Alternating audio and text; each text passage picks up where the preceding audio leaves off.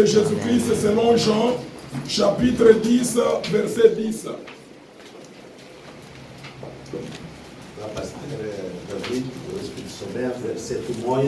Le pasteur David va nous faire la lecture de ce verset. Jean chapitre 10, verset 10.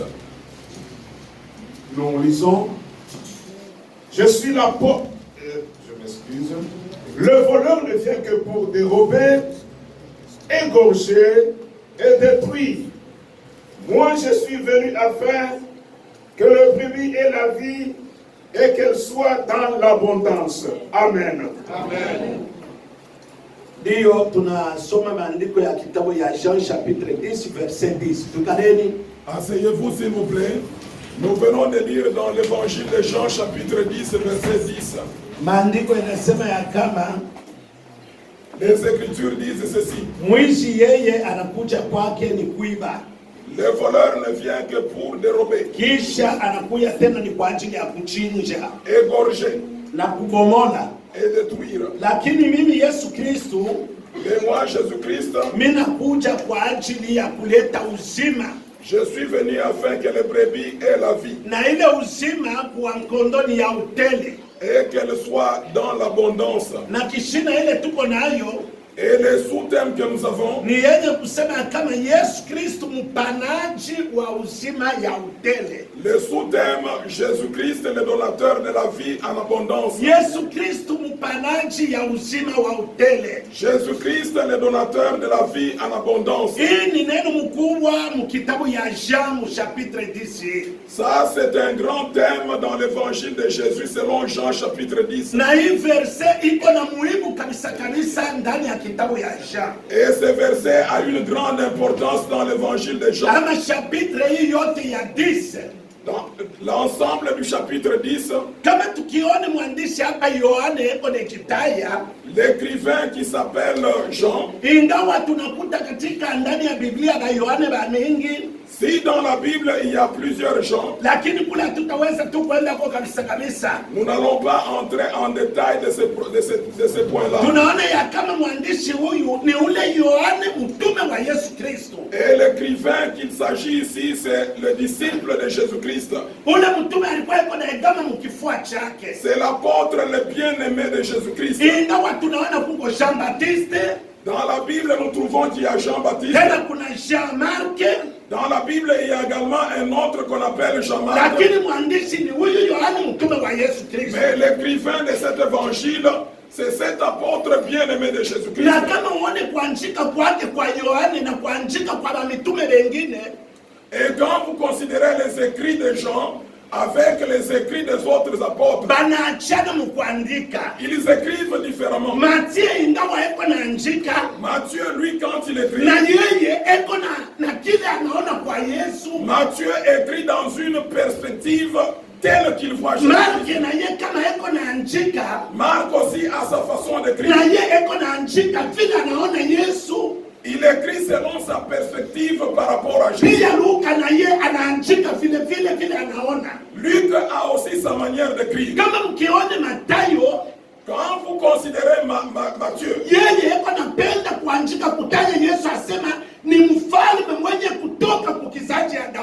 selon Matthieu, il écrit Jésus-Christ comme étant roi qui vient de la tribu de Juda. Marc, lui, il parle de Jésus-Christ. Il considère Jésus-Christ comme un serviteur venant travailler pour les hommes. Il n'est pas venu pour que les hommes puissent les servir. Lui-même dit que je suis venu pour servir les gens et non pour être servi. Luc aussi a une autre perspective.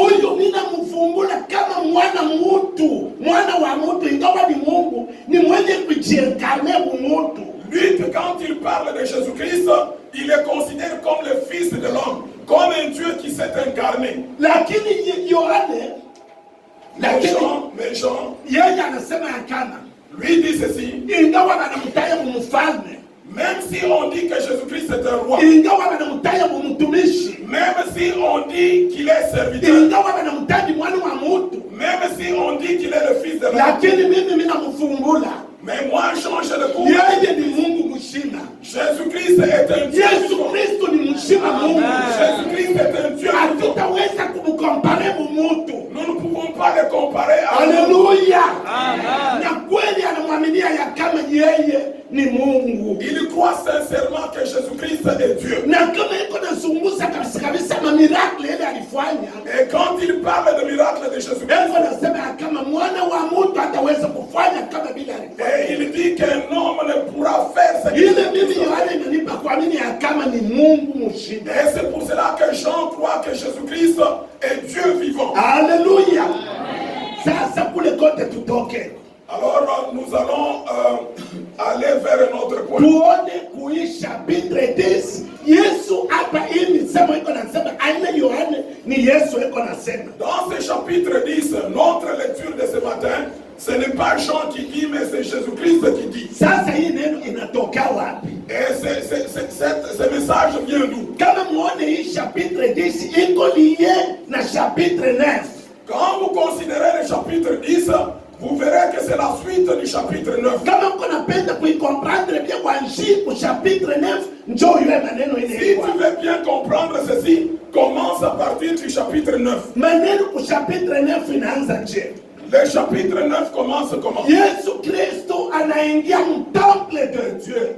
Jésus-Christ entre dans le temple de Dieu. Yeye pakutoka muhekalu ya Bwana. Et sortant du temple de Dieu, Pamulango anabumbana na ule kipofu mwenye kutoka namo mtumbo ya mama yake. à la porte, Jésus-Christ fait la rencontre avec un aveugle né de naissance. Yesu alipenda amupe macho. Jésus-Christ voulait à ce que l'apôtre recouvre la vue. Ingawa kama walimkaribisha ule kipofu. Et même si on a reçu cet aveugle, Kuko swali iko nauliza ba mitume. il y a une question posée par les disciples. Habari ya huyu kipofu ni mwenye kutoka na upofu mtumbo ya mama yake. Et ils se demandaient de savoir d'où vient la cécité de cet aveugle. Eske ni zambi ile yeye alitenda Est-ce que c'est son propre péché au ni zambi ilitenda bazazi yake? ou c'est le péché qui vient de la part de ses parents? Yesu akasema Jésus-Christ va répondre isiyo zambi ile alitenda huyu mtu. Il a dit ce n'est pas le péché de ses parents, Isiyo zambi ilitenda bazazi yake. ni non plus le péché de ses parents. Ni kwa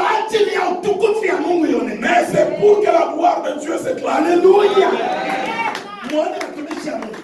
Un serviteur de Dieu est Juu ya nini ba mitume beko nauliza hii ulema inatoka wapi? Pourquoi est-ce que les apôtres se posent la question de savoir d'où vient cette cécité? Mjue na leo watumishi wa Mungu kuogopa vitu vya kutenda vibaya. Et alors le serviteur de Dieu, c'est mieux de retenir et d'éviter de faire de mauvaises choses. Kubajuifu balikuwa wenye kujua Torati. Les Juifs connaissaient la loi. Kama mnasoma mu maandiko ya Mungu Exode chapitre 20. Quand vous lisez dans Exode chapitre 20, Mu verset yake ya chini kuanzia hata 6-7.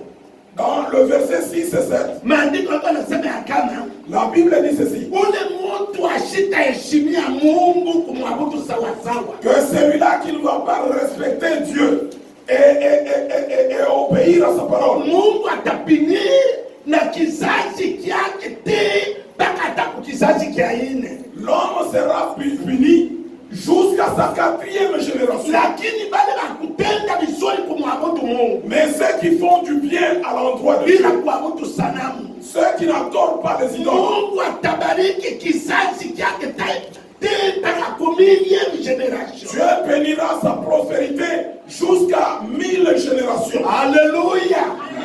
Kumbe mtu inapaswa kujichunguza kama uko natembea. Donc c'est pour cela que chacun de nous doit faire attention dans sa marche. Utaweza wewe kufanya vibaya unaachia na watoto yako. En faisant un péché, ça peut avoir des répercussions sur tes générations futures. Utaweza hata mumkini comportement yako ilikuwa mbaya.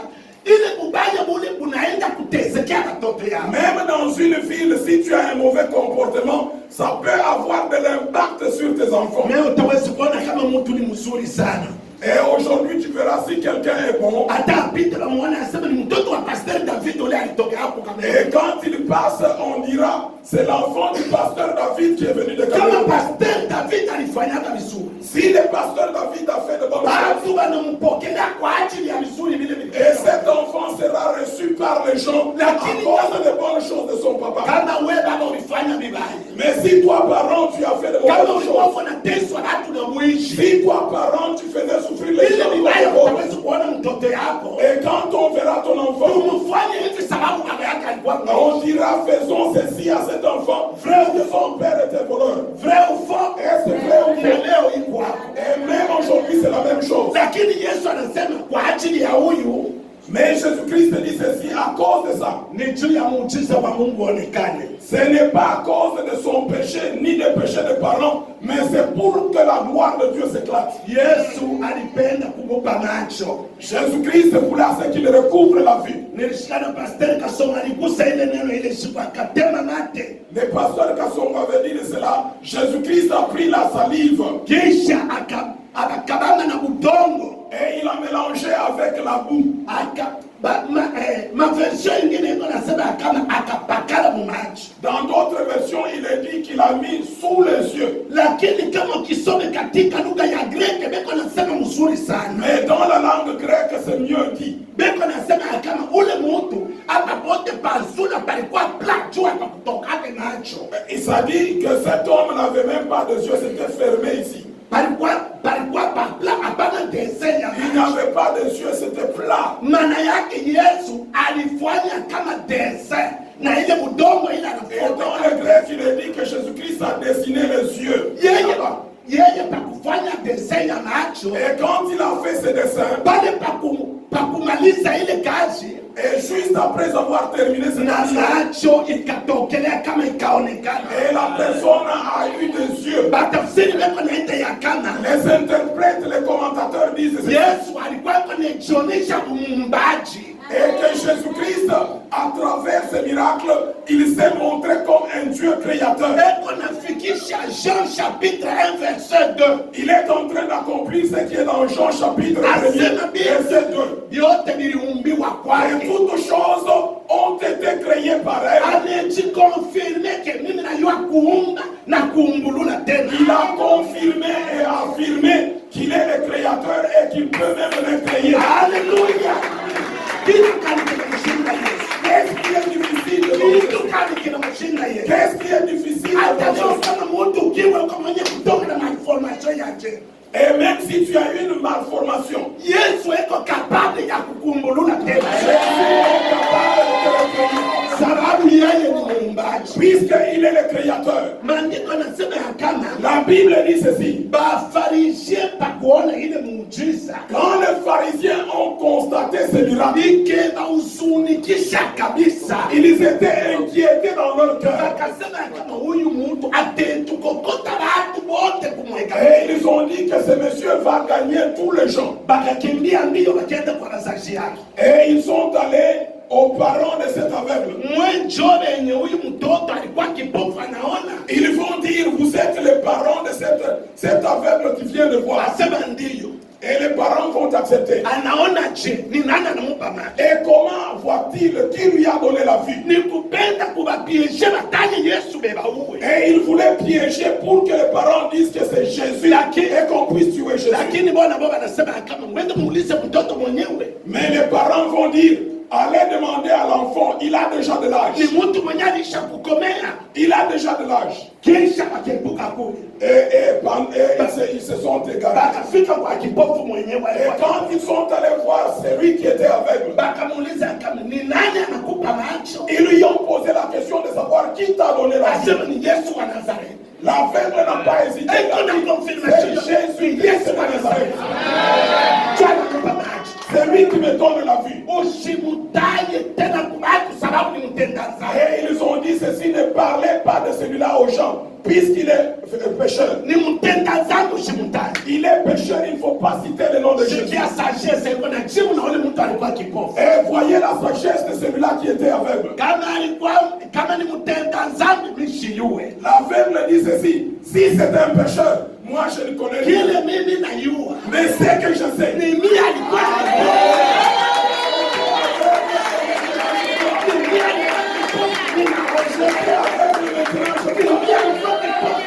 J'étais aveugle, Alléluia. Kanisa ya Yesu mkaramkeni. Église de Dieu, soyez prudents. Siku ya leo watu weko na kuja ni kusabiri watu wenzao. Aujourd'hui, les gens viennent juste salir les autres. Mungu ataweza kuyasema. Ule alikuombea ubarikiwe hivi. Mpaka ule mama ule mama yake. Quelqu'un dira qui a prié pour toi pour que tu sois béni. C'est maman Iguette. Est-ce que tu mwanamke unaichika asema Mungu yuko na tume. Est-ce que tu crois que Dieu peut travailler avec une femme? Et ce n'est pas de la sorcellerie. Ce n'est pas de la sorcellerie. Mtu kama yuko na akili. Quand quelqu'un a de la sagesse, Mama, usinioneshe ile. dis seulement maman, ne me dis pas cela. Ile mimi najua. Mais c'est que je sais. Nilikuwa mpagano, J'étais païen. mpaka ule mama mchana. Alléluia. Alléluia. Alléluia. Job wa maana mubambeni maandiko watumishi. C'est pour cela, retenez les Saintes Écritures. Maandiko iko nasema Mgalati chapitre 5 verset 19. Galates chapitre 5 verset 19. Paulo anasema nini? Paul a dit quoi? Hakuna tena mwanamke na mwanaume. Dans Galates chapitre 3 verset 29. 29, Paul dit ceci: en Christ Jésus, il n'y a ni homme ni femme. Kama kuko na doctrine nyingine ya kukataa sema mwanamke ana na droit. Quand il y a ces gens qui ont des doctrines disant que la femme ne peut pas travailler pour Dieu. Yesu kumsalaba alivunja ile yote. Mais à la croix, Jésus-Christ a tout brisé. Ile manuali yote. Alléluia.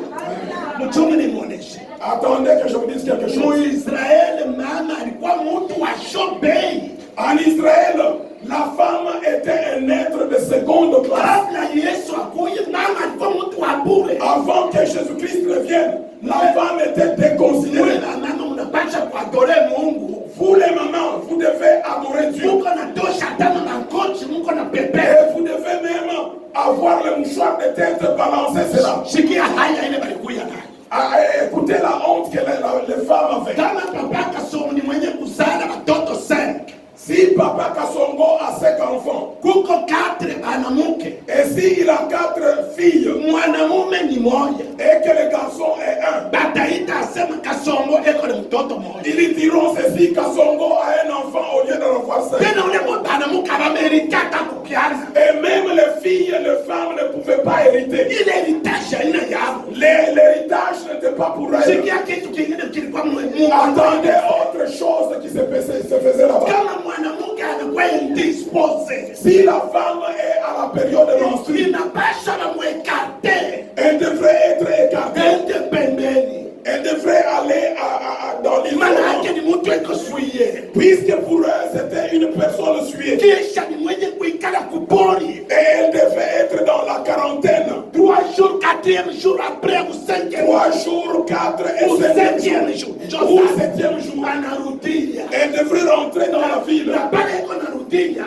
Et quand elle rentre, ana na droit ya kugusa Bwana. Elle n'a pas le droit de toucher son Ana na mari. droit hata ya mtu mwingine kumpokea. Elle n'a pas le droit d'être saluée. Pasteur Kadia mnamukie. Et le pasteur David n'a pas salué. Si le pasteur David a salué, il devenait aussi salué. Alléluia. Kutribi yetu kulikuya hivi kutribi yetu. Dans ma tribu, il y avait cette pratique. Kama mama eko indisposé, si la maman, la femme est pendant la période de menstruation, maana yake ashitaweza kunipikia. C'est-à-dire la femme là ne peut même pas cuisiner. Hataweza kulala hata kukitanda. Elle ne dormira même pas sur le lit. Mwile miaka ile tulikuwa tuyaliwa Yesu. À cette époque-là, on ne connaissait pas Jésus-Christ. Yesu anakuya. Mais quand Jésus est venu, anavunja ile loi. Il a aboli cette loi.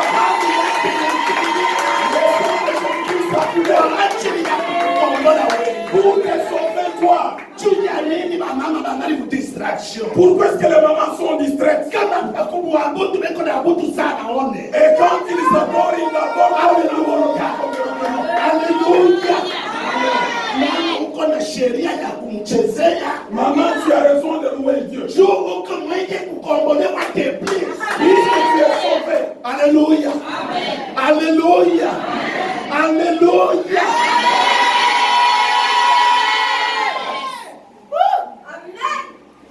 Mtu Il y a des gens qui vous induisent dans l'erreur et vous affirmez cela. Quelqu'un veut détruire la réputation de quelqu'un et toi tu appuies aussi cela. Les serviteurs de Dieu sont humiliés en ce jour.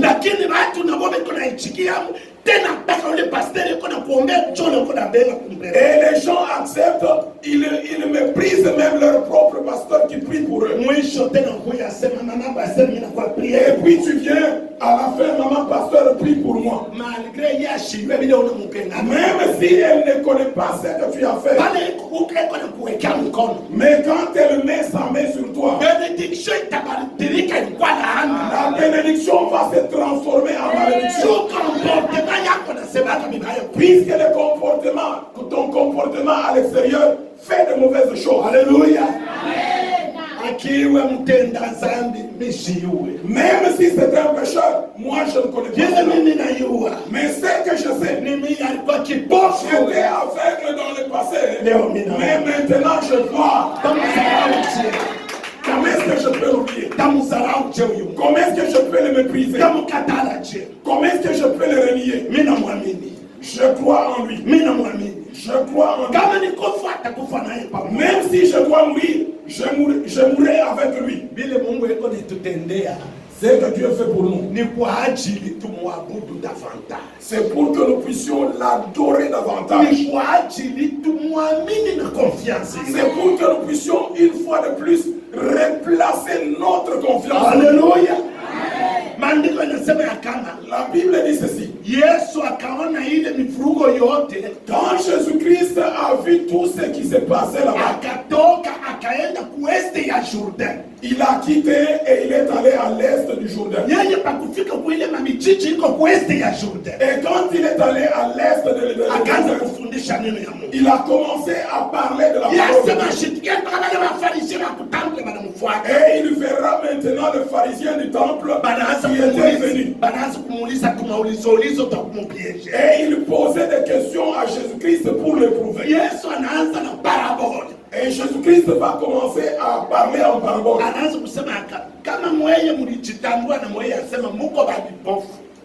Si vous aussi, vous avez fait le constat que vous êtes aussi aveugle. Si vous avez constaté que vous êtes aussi aveugle comme cet homme-là, et vous pouvez me demander et je vous donnerai la vue. Et si vous saviez que vous étiez pécheur, si vous pouviez me demander, et je demanderai pardon pour vous. Et ils étaient troublés dans leur fort intérieur. Et ils ont dit ceci: nous ne sommes pas aveugles comme celui-là que tu viens de donner la vie. Et qu'est-ce que cet homme veut nous dire? Et que veut-il nous dire?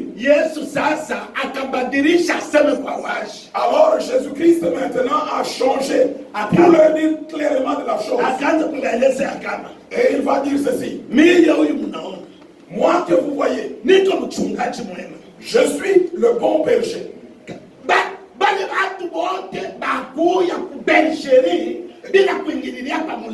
Tous ceux qui viennent à la bergerie et qui n'entrent pas par la porte, et ils escaladent le mur pour entrer dans la bergerie. Ces gens-là, ce sont des voleurs. Et ces gens-là, ce sont des mercenaires. Ce sont des mercenaires. Et leur affaire, leur but, c'est de détruire. Alléluia. Alléluia. Et ce que Jésus-Christ est en train de dire, c'est quoi? Ces gens-là qui escaladent les murs pour entrer dans la bergerie. Et la bergerie, c'est quoi? La bergerie symbolise la nation d'Israël. Quand nous lisons très bien, le Christ veut dire ceci. Et il est en train de dire que ces gens qui m'ont précédé, ces gens qui m'ont précédé, ce sont des voleurs. bamwishi. Ce sont des voleurs. Watu wengine wanainterpretaka hii verse kusema wale walinitangulia ni bamwishi. Les autres gens commentateurs disent que ceux qui m'ont procédé, ce sont des voleurs. Yesu kumbe eko napenda kutaya asema ni ba Moïse, Eli na ba prophète wengine. Selon ces commentateurs-là, ils pensent que les gens qui ont précédé Jésus-Christ, qui sont voleurs, ce sont les Moïse, les Élie, etc. Ce n'est pas ça. C'est que Jésus-Christ est en train de dire qu'ils l'ont précédé, ce sont les pharisiens. Vous les pharisiens, vous êtes des voleurs. Vous voulez prendre le titre de Messie, alors que le véritable Messie, c'est moi, ici, que vous êtes en train de dire. Et le vol qui leur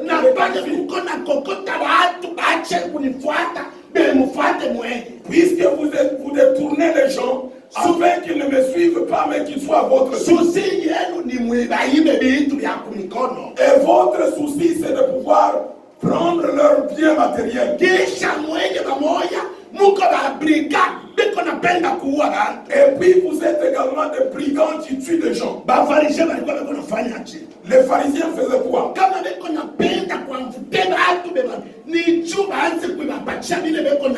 Les pharisiens voulaient attirer les gens, que les gens viennent à eux, afin qu'ils puissent extorquer le bien des gens. Et voyez comment est-ce qu'ils étaient brigands. Et généralement, ils donnaient des charges, des interdits à d'autres personnes. Et ils disaient ceci: aujourd'hui c'est le jour de sabbat, personne ne pouvait circuler, marcher pendant 1 kilomètre.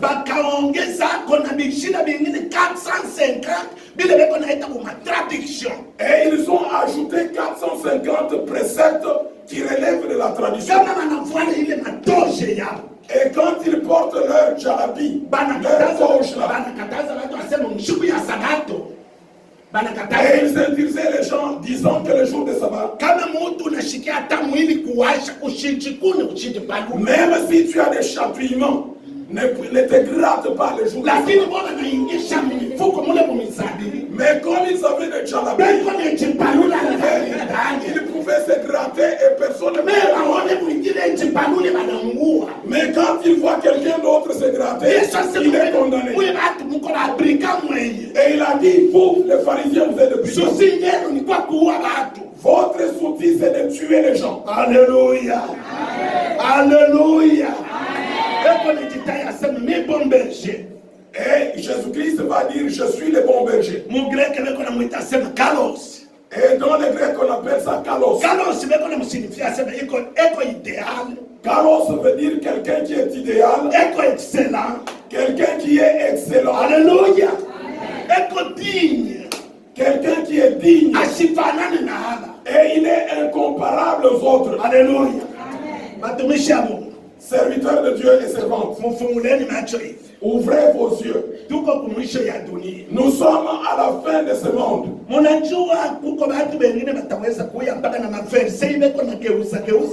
Vous savez qu'il y a des gens qui peuvent venir avec la même Bible et détourner le verset. Ce qu'ils veulent, c'est attirer les gens et le mettre à leur merci. Mais ils n'ont pas la véritable parole de Dieu pour que les gens puissent voir le royaume de Dieu. Vous avez la chance d'avoir vos pasteurs. Et ils ont la véritable parole de Dieu. Et ils vous disent: c'est le péché, abandonnez le péché. Et les brigands, on le découvre. Quelqu'un vient se repentir disant: je suis pécheur. Il dit: je fais l'adultère, et il commence à l'encourager. Tu es un homme. L'essentiel respecte seulement ton avis. Les problèmes de l'impudicité, chaque personne connaît.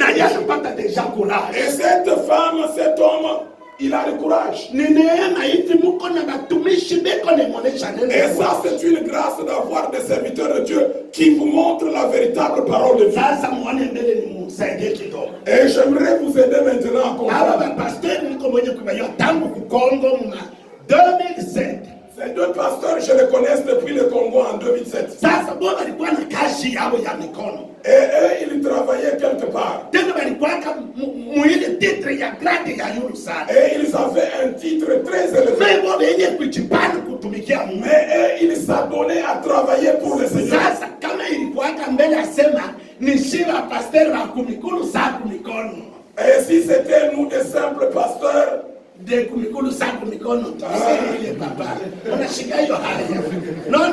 Donc ile ndio ya kuona mtu asema huyu anakuwa kuituiba. Alors il y a des pasteurs, quand ils viennent comme ça, tu les regardes, tu dis ce monsieur vient m'escroquer. Sasa kama unaona asema pasteur wangu.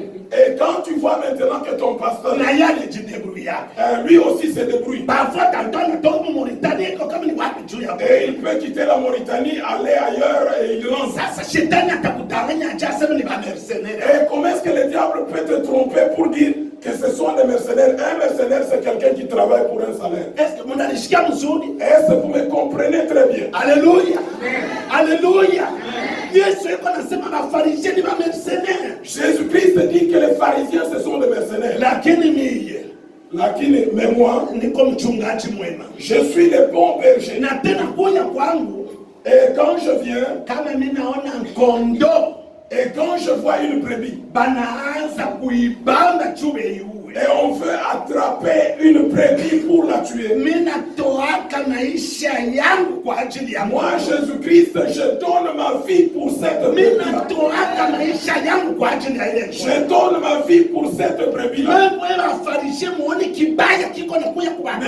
Vous les pharisiens, quand vous venez, vous voyez une mauvaise chose arriver vers les brebis. Et vous prenez la fuite. Et vous laissez la brebis. Et vous laissez la brebis, on est en train de la tuer. Et quel est votre sens d'être berger? Moi je viens pour donner la vie aux gens. Jean chapitre 18 verset 5 à 8. Jean chapitre 18 verset 5 à 8. Jésus-Christ dans le jardin de Gethsemane. Les Juifs et les Romains sont à la recherche de Jésus. Et ils avaient des lampes pour chercher Jésus-Christ. Jésus-Christ est le voyant. Il dit, qui cherchez-vous? Jésus de Nazareth. Et il va dire que je suis ici. Mais les autres, si les pierres, les gens, les André, les Baptiste, c'est moi qui ai conseillé, qui suis conseillé. Arrêtez-moi et abandonnez et laissez les autres. Voici un bon berger. Et il est en train de penser pour ses brebis. Et il est en train de dormir par terre. Et c'est quelqu'un qui devra être respecté. C'est un véritable berger. 1 Samuel chapitre 17 Samuel 17 verset 35. David dit ceci. Oh mfalme Saïd. Et oh roi Saül. Quand moi je gardais les brebis de mon père dans la brousse. Si un lion apparaissait. Si un ours apparaissait. Et qu'il attrape une brebis. Moi David je me battais avec cet animal pour arracher la brebis de la terre de Dieu. Et que je protège la brebis. Jésus est un véritable berger. Jésus est un véritable berger. Et nous devons reconnaître ce que Jésus-Christ est en train de faire. Alléluia. Alléluia. Il dit ceci. Je suis venu donner la vie. Et la vie que je donne, ce n'est pas une vie partielle, mais c'est une vie abondante. C'est une vie abondante.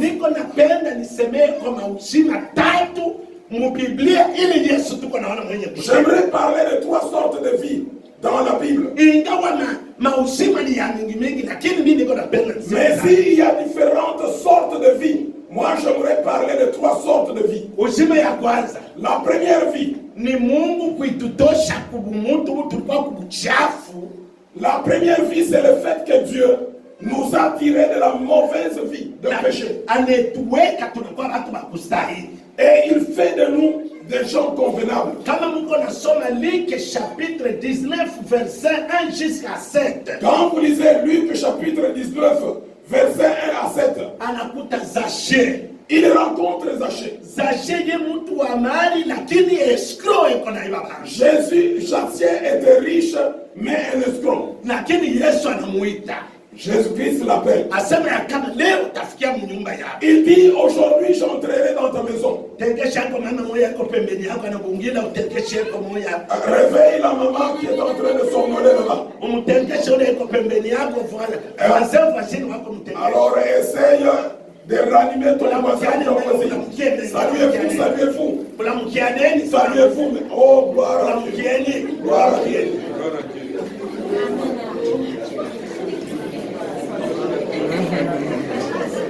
Unamukiana nguvu mshindi siku mwisho. Ah, salue-le, afin que le sommeil puisse partir. Zache ingawa ni mtu alikuwa mtajiri, mtu wa ngani, mtu wa heshima, autorite. Mais Zachée, même s'il était riche, même s'il avait de la réputation, Lakini yeye hali yake ya mubaya. mais son intérieur était mauvais. Yesu akumpokea. Quand Jésus-Christ le reçoit, Sikia vile niko nasema Zache.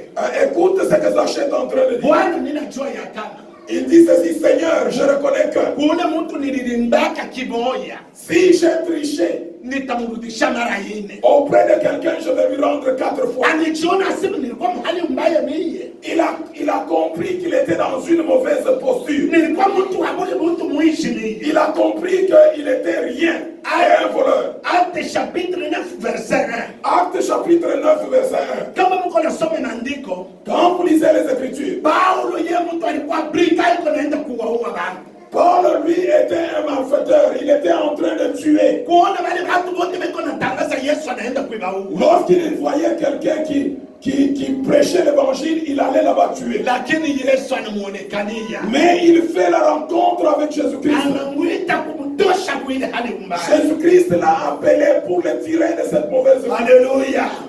Uko nashikia na Paulo yuko na shuhudia ya kama. Et Paul lui-même témoigne en disant ceci. Heri kwangu.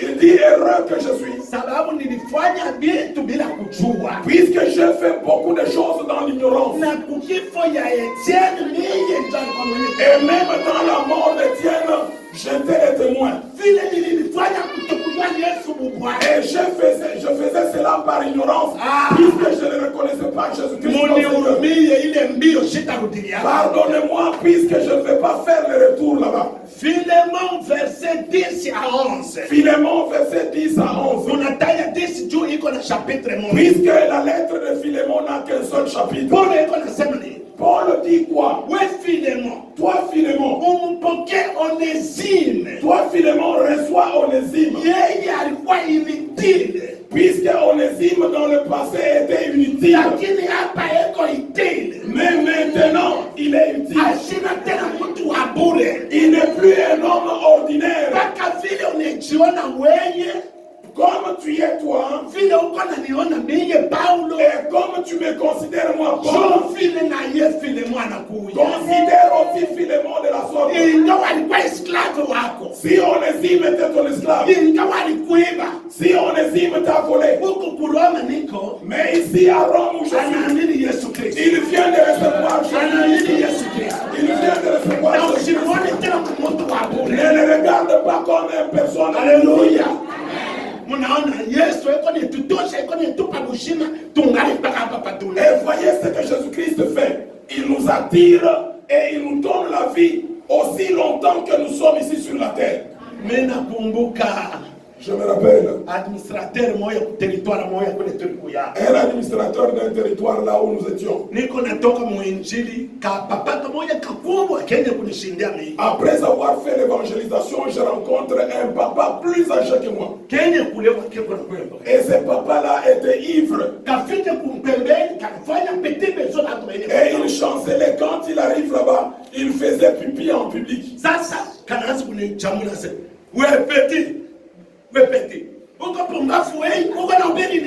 et il a commencé à m'insulter pour dire, petit toi, tu es imbécile, qu'est-ce que tu es en train de prêcher? Et quand je voulais lui répondre, l'administrateur dira ceci, pasteur, il a dit, c'est monsieur que tu vois ivre, en train de chanceler, il n'est qu'un cadavre vivant. Mais qu'est-ce que tu voudrais parler avec lui? Il y a des gens sur la terre qui pensent qu'ils sont vivants, mais ils sont déjà décédés. Et quand tu regardes, même son corps est abîmé.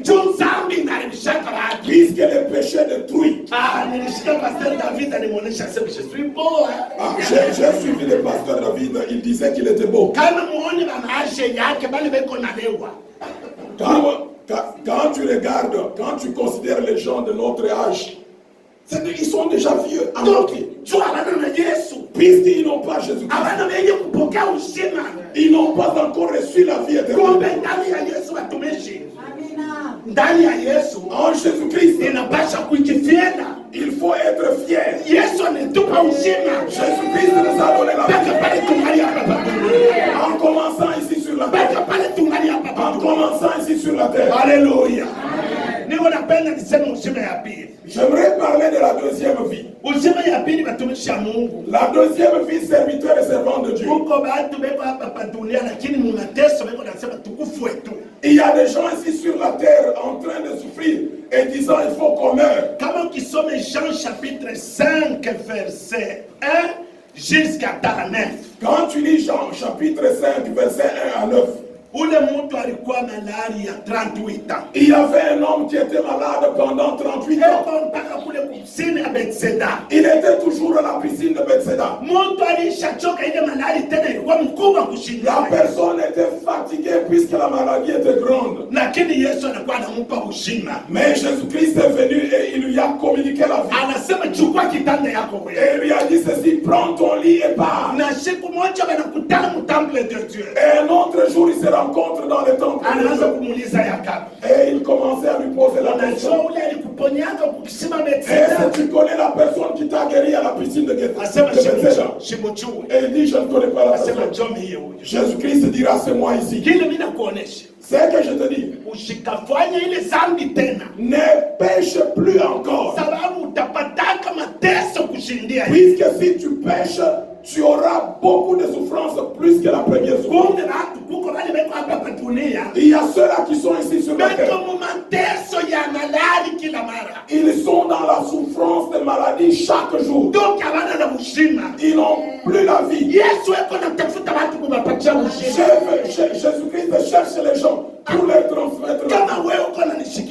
Si toi qui m'entends, même si tu es malade, si tu es dans n'importe quel Jésus veut te communiquer la vie. Et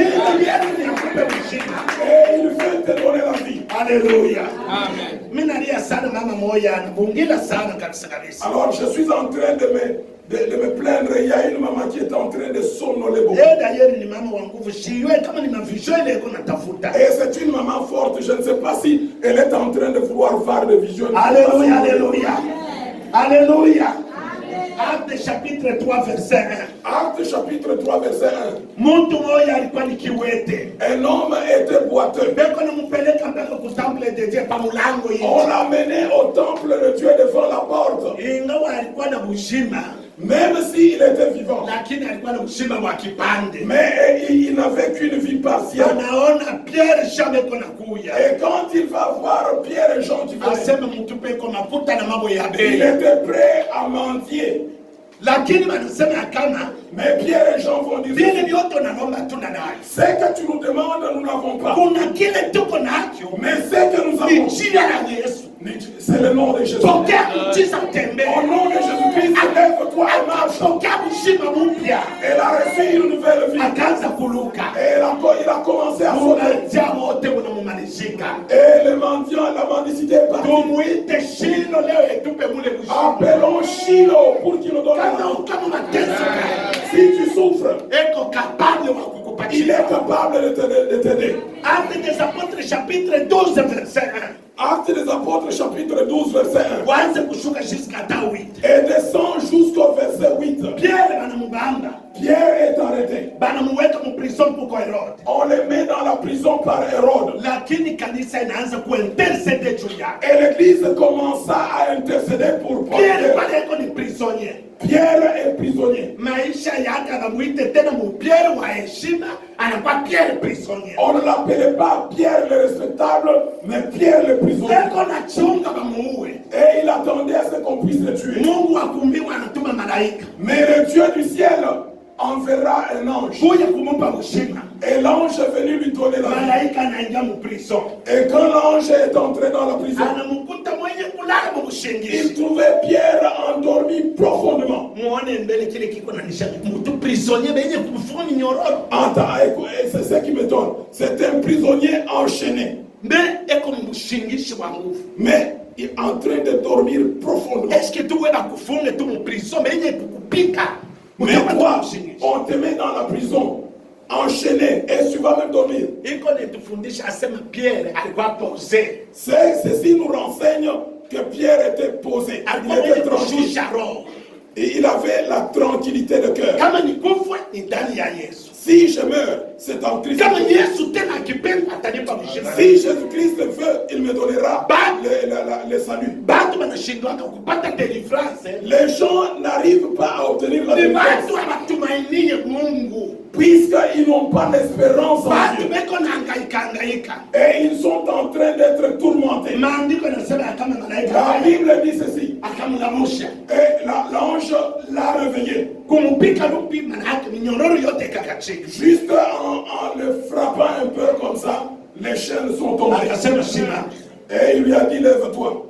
Pierre akaona minyororo yote nakachika. Munifuate bien. Pierre va constater que les chaînes étaient tombées. Malaika akamwonyesha asema mimi nafahamu kutosha kutoka mu Et prison. l'ange lui dit ceci, je viens te libérer pour que tu sois libre. Pierre déjà occasion yoi. Et Pierre dit ça, c'est une Yasema kimbia katoke mlango iko wazi. Il voulait fuir, mais il trouva que la porte était ouverte. No, yasema pende kutoka juu aliona mlango iko wazi. Il voulait sortir puisqu'il a vu la porte qui était ouverte. Malaika anamubamba asema L'ange va le tenir à la main pour dire apaise-toi. si ulikuwa na viatu beba mbele masandali. N'est-ce pas que tu avais des souliers? Porte Beba les masandali.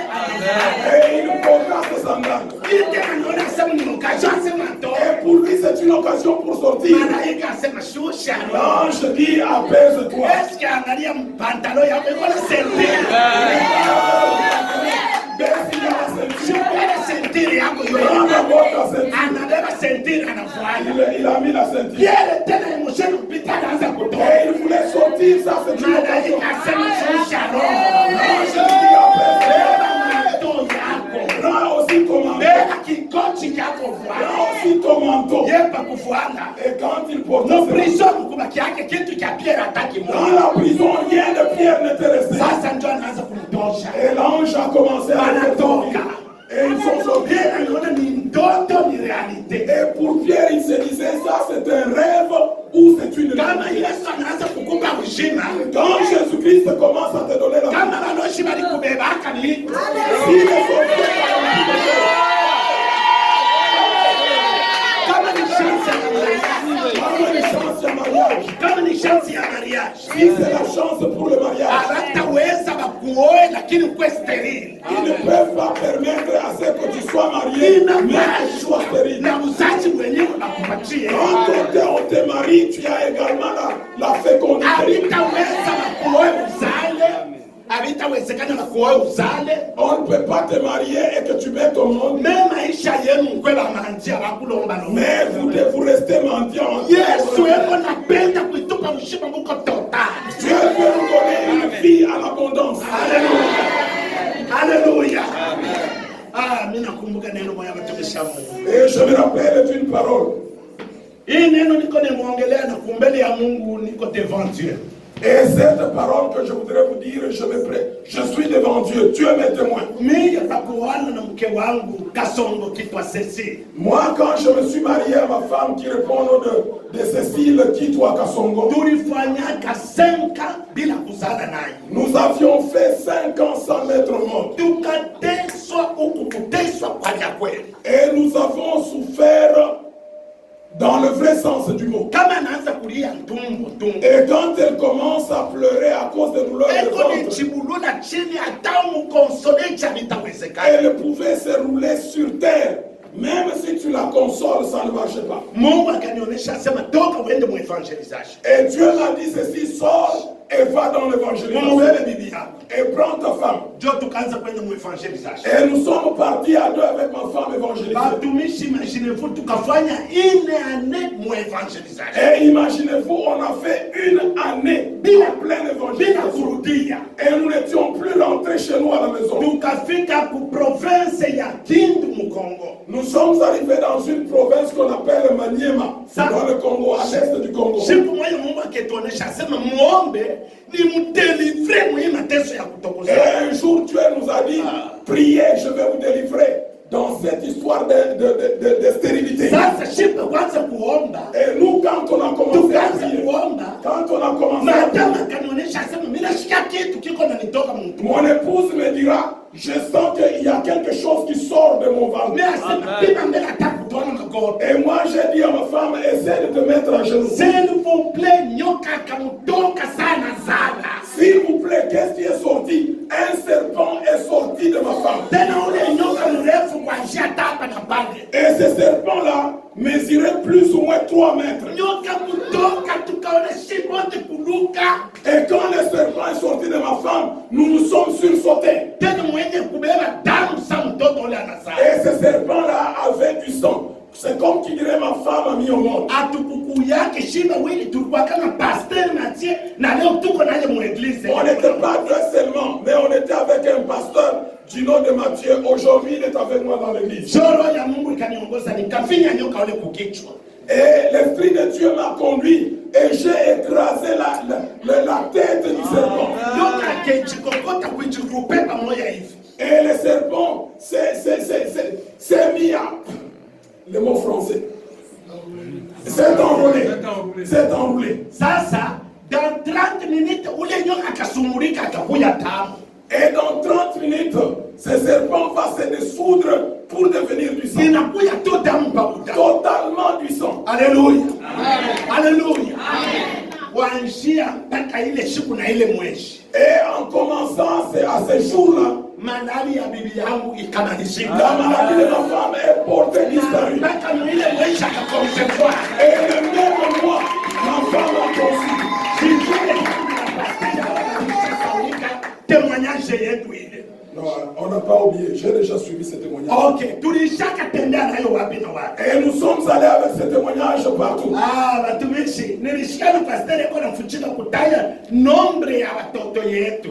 Et j'ai vu que le pasteur Kasongo ne voulait pas vous révéler le nombre des enfants qu'ils ont. Hata alifuchika mimi temuonesha leo. Même s'il a caché, moi je vais le dire. So ya Mungu alitutosha mwili kuitupa kujina. Puisque Dieu nous a libérés de cela pour nous donner la fécondité. Tukazala mtoto wa kwanza. On a eu le premier enfant. Shasema eneshe tesa anabeba mwingine. Et avant qu'il n'atteigne 2 ans,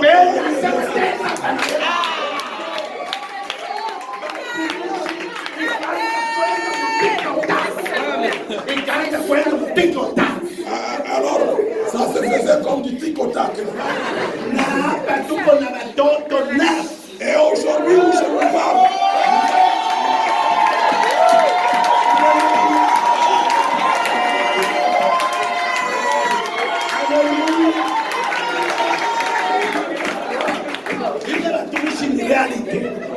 bon, j'avais réservé ça pour que vous puissiez vous entendre.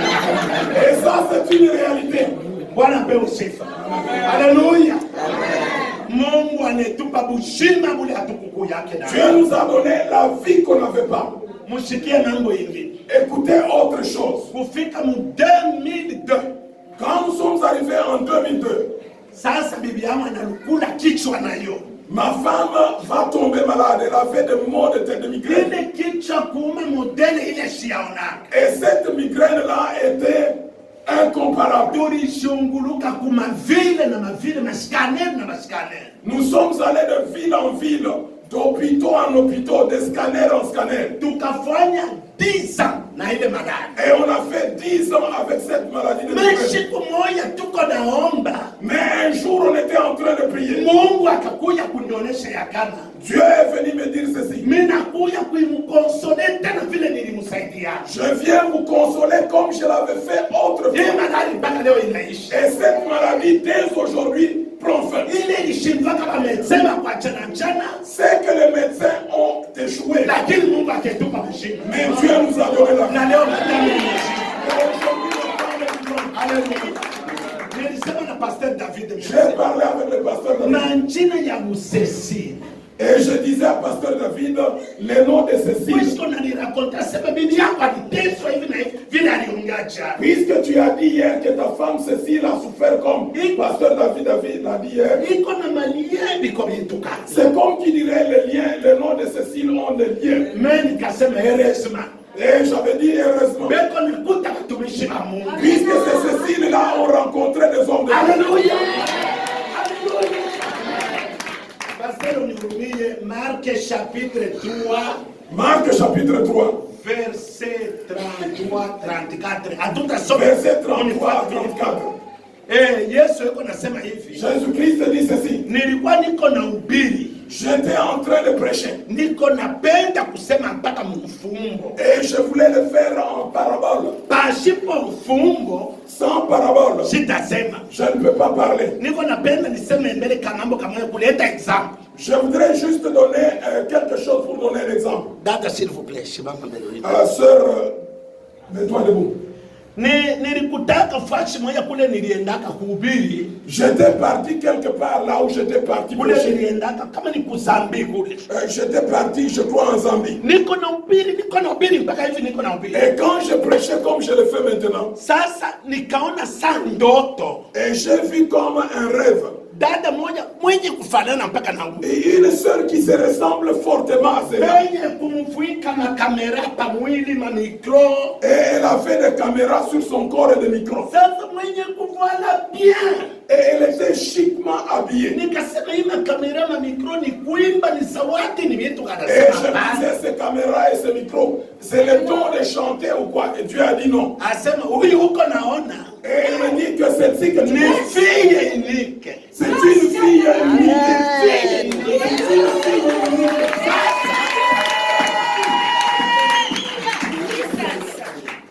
Sasa umshaurie hivi. Et donne-lui conseil.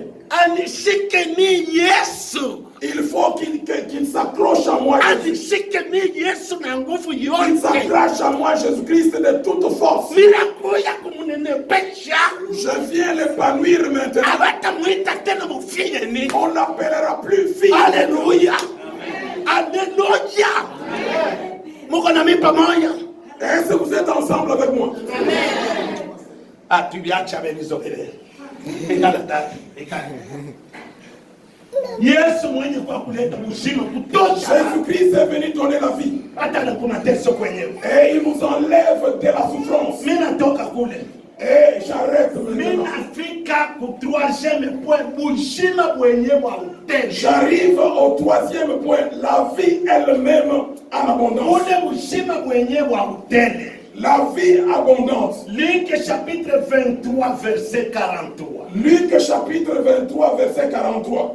Yesu eko yulu ya msalaba. Jésus-Christ est sur la croix. Yeka hii msalaba yake paka chikachi. Et sur la croix, Huku na kwa msalaba mwingine kuko brigand. de l'eau à gauche, il y a un Huku brigand. na kwa brigand mwingine. À droite, il y a aussi un autre Huyu brigand. brigand mwenye anamuonesha asema. Un brigand lui dit ceci. Shulikuwa kono kwa watu. N'est-ce pas toi, tu sauvais les gens? Shiwichi okana shimenye tuokolewe. Sauve-toi toi-même et puis sauve-nous. Yesu ashikumujibu. Jésus-Christ n'a pas répondu. Brigand mwingine akamwangalia. L'autre brigand va dire ceci. Akasema weye. Il dira à l'autre, toi tu n'as même pas peur. Nous méritons la mort sur la croix. Puisque nous volions les gens, nous tuons les gens. Mais celui qui est au milieu, il est saint, il n'a pas de péché. Seigneur, je te demande, quand tu seras dans le rappelle-toi de moi. Jésus-Christ te dira, tu seras avec moi dans le paradis. Même si tu n'as pas mérité, même si tu n'es pas digne, tu auras la vie à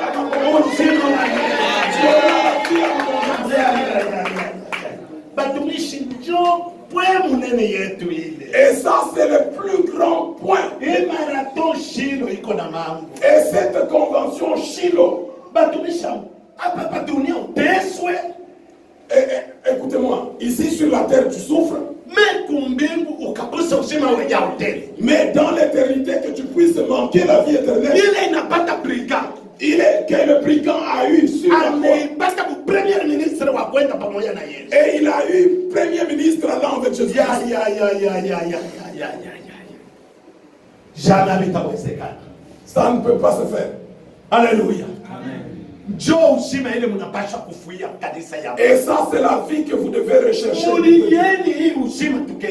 Et c'est mieux de faire un effort pour avoir cette vie éternelle. Actes des Apôtres, chapitre 7, verset 55, 56, 57. Actes des chapitre 7, verset 57 à 55 à 57. Étienne était en train d'être lapidé.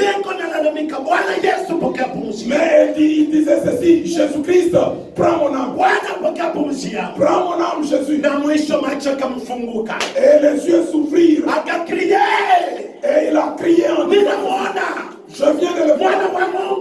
Le Fils de Dieu. Il est assis à la droite de Dieu. Il est debout. Il est debout, prêt à me prendre. Et toi aussi, Jésus-Christ ne peut pas te recevoir. Alléluia.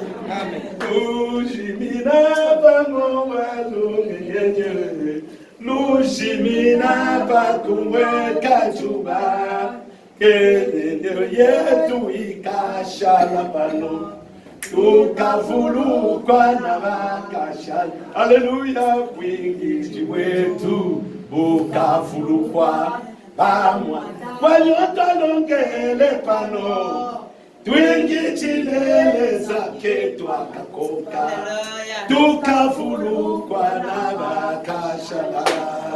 Amen. Huyu mwimbaji, c'est ce chanteur que je suis en train de faire référence. Ni évangéliste moya anglais. C'est un évangéliste anglais. Il est en train de chanter. Il disait que sur la terre ici, nous disparaissons comme les étoiles. Et quand il fait matin, les étoiles disparaissent. Et quand il fait nuit, elles réapparaissent. Et il enseigne aux gens. Sur la terre ici, nous sommes étrangers. Nous disparaissons sur la terre. Même si Dieu nous guérissait, même si Dieu nous donnait les richesses, mais nous allons disparaître. Et nous avons notre destinée. C'est là, le ciel, c'est chez nous. Jean chapitre 11, verset 24. Jean chapitre 11, verset 44.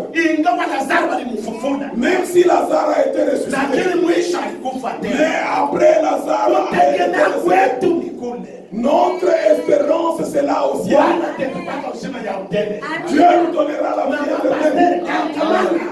Pasteur, efforce-toi. Efforcez-vous, serviteurs, pour que nous puissions avoir la vie éternelle. Alléluia. Alléluia. Est-ce que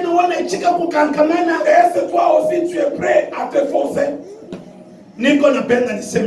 J'aimerais dire ceci. Et tout problème a toujours une conclusion. Que devons-nous faire Que devons-nous faire pour aller avoir la vie éternelle?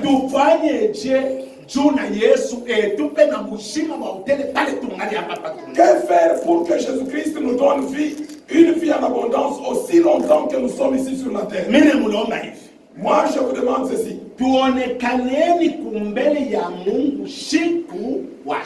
Chaque jour, présentons-nous devant Dieu. Chaque jour, soyons présents devant Dieu. Même si tu es au travail, cherche à apparaître devant Dieu régulièrement. Je voudrais dire quoi? Aujourd'hui, dans les églises, les gens sont des niveaux trop bas. Puisqu'ils sont gagnés par des doctrines qui ne sont pas des doctrines de Dieu. Dieu m'a enseigné cela. Le 22. Tu verras quelqu'un aujourd'hui, dimanche le 22, il est présent à l'église. Le dimanche 29, il ne sera pas présent à l'église. Le mercredi, on ne le voit pas même dans la cellule. Allons à l'église. Ils diront, Pasteur David et Béton sont déjà rentrés. Et nous avons déjà prié. Et nous sommes fatigués. Et il fera même 2 semaines sans passer à l'église. Quand vous lisez dans les évangiles, Jésus-Christ entre dans le temple de Dieu. Et il disait, est-ce que je vais trouver un fils d'Abraham? Et il a trouvé l'enfant d'Abraham. Quand on parle de l'enfant d'Abraham, ce n'est pas son propre enfant, mais c'est sa descendance. Et il entrait courbé comme ça. Et il avait le dos courbé. Quand Jésus-Christ l'a vu, et quand ils sont sortis, le lendemain, la même chose, toujours courbé. Et le surlendemain, et chaque jour, il est un autre Jésus-Christ l'arrête. Et il a touché. Et il a eu pitié de lui. Et il s'est relevé. Il s'est relevé. Les commentateurs disent, ce qui a permis à ce qu'il se relève, puisque Jésus-Christ a eu pitié de lui. Chaque jour, Luc chapitre 18 verset 1. Luc 18 verset 1. Jésus-Christ dit priez chaque jour. Et ne vous fatiguez pas. Acte chapitre 3 verset 1. Acte 3 verset 3 verset 1. Acte 3 verset 1. C'est boiteux-là qui a eu la grâce. Puisque chaque jour on l'a mené au temple de Dieu. Toi aussi chaque jour tu viens à l'église. Chaque jour tu viens à l'église. Alléluia. Alléluia. Et mon dernier point. Biblia. Et je ferme ma Bible maintenant. Si nous voulons avoir la vie en abondance, et travaillons pour Dieu plus que dans ce qu'on a fait dans le passé. Plus que ce qu'on a fait dans le passé. J'aimerais dire quoi? Quelqu'un peut faire aujourd'hui. Il peut aujourd'hui offrir $100. Et quand il y aura une autre action, et quand on lui dira faisons une cotisation, il dira qu'en 2019 au niveau de Shiloh, j'avais donné 3000 roupies à ce ça c'est du passé. Apocalypse chapitre 2 verset 19. Apocalypse chapitre 2 verset 19. Nous sommes Apocalypse chapitre 2 verset 19. Apocalypse chapitre 2 verset 19. Et j'aimerais prendre la dernière parole de Jésus-Christ. Apocalypse 2 verset 19. Alléluia. Amen. Apocalypse chapitre 2, verset 19, nous lisons au nom de Jésus. Amen. Je connais tes œuvres, Twende. ton amour, Twende. ta foi, Twende. ton fidèle service, Twende. ta constance et tes dernières œuvres plus nombreuses que le premier. Simamia pale. Arrête-toi par là. Mimi nabeba ile misemo ya mwisho. Et je prends ces paroles-là. Mimi najua kazi yako hii inapita na ile ya mbele, ile ukanatumika hapa inashindia ya mbele. Je connais tes dernières œuvres plus nombreuses que les premières. Kama mtu ukijilimita sema tu nilitumika jana, Si tu te limites en disant puisque j'ai travaillé hier, hautaona mkono ya Mungu. et tu ne verras pas la Hautaona bénédiction. mkono ya Mungu Tu kweli. ne verras pas la Sheria bénédiction. yetu ni kutumika siku kwa siku. Nous devons travailler chaque jour. Tutumikieni Yesu siku kwa Nous siku. devons travailler régulièrement pour le compte de Jésus. Siku moja tulifanya marathon kwetu. Un jour, on a fait une rencontre là chez nous. Afanya kufanya marathon, Avant de faire cette rencontre-là, mtu mmoja ananiita asema kuja mbele tuonane mcentre-ville. un homme m'a appelé disant viens, on se rencontre en ville. Akanipa $8,000.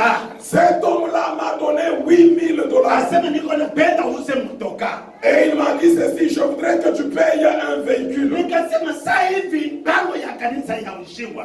Et je me suis dit, comme l'église n'a pas sa propre parcelle, Kusudi ni uze motoka, au lieu de payer un véhicule, acha mbele tuuze pango ya kanisa. j'aimerais assez qu'on paye d'abord la parcelle de l'église. Tukauza pango ya On kanisa. a payé la parcelle de l'église. Tukaanza kuendelea tunalienda. Et on a commencé à construire. Siku ingine Un autre jour, tunafanya marathon ingine. on a fait une autre rencontre. Bawase ingine iko kukartie ingine. Et il y a une paroisse qui était dans notre quartier. Wakasema ya kama hatuna mpango ya kuyenga hapo kanisa. Et ils ont dit qu'ils n'ont pas une parcelle où mettre l'église. Nikashikia roho ikanionyesha hivi. Et j'ai entendu l'esprit qui me disait ceci. Bibi yangu, Ma femme, mon ile épouse. mpango ilitupatia mtu fulani. Et la parcelle qui nous a été donnée par une personne. Tusioneshe watoto tutolee hiyo na hiyo Mungu. Nous n'allons pas dire à nos enfants, mais nous prenons cette parcelle, nous offrons ça à Dieu. Tutolee hiyo Mungu. Et nous allons offrir cela à Dieu. Hii niko nimuonesha ni ya kweli. Et ce que je vous dis, c'est une Tukabeba na ile mpango tukatolea hiyo Mungu. et nous avons pris notre propre parcelle, nous avons offert à Dieu. Hatukusema sema tu tuliuza mpango jana. Et nous n'avons pas dit, puisque hier on a payé la parcelle. Na wewe unasema kani? Nawe, et toi aussi, qu'est-ce que tu dis? Niko napenda niendeleshe mahubiri juu mnaniangalia vya mchomo. Mimi naendelesha tena mahubiri. Et j'aimerais continuer avec la prédication. Usome Luc chapitre 4 verset 20. Nous lisons Luc chapitre 4, verset 20. Ne vous fatiguez pas. Kuendeleshe mpaka kuendelesha Luc. Baba pastor unachoka? Usinifatige kwa. Luc chapitre 4 verset 20. Chapitre 4, verset 20. Tungali naendelesha. Nous sommes en train de continuer. Alléluia. Amen. Yesu. Amen. Yesu. Luc. Luc chapitre 4, verset... Somea Abraham. Bien. Mungu tafanya sana uko na realite. Luc chapitre 4, verset 29. Chapitre 4 verset 20. Alléluia. Amen. Ok, ensuite, Luc chapitre 4, verset 20. Ensuite, il roula le livre, le remit au serviteur Amen. et s'assit. Tous ceux qui se trouvaient dans la synagogue avaient le regard fixé sur lui. Alors, il commença à leur dire, aujourd'hui, cette parole de l'écriture que vous venez d'entendre est accomplie. Je m'en mets à parler. Yesu alikuwa anafundisha Biblia ya kufungula. Jésus-Christ était en train d'enseigner, le rouleau était ouvert. Yeye pa kufunga Biblia.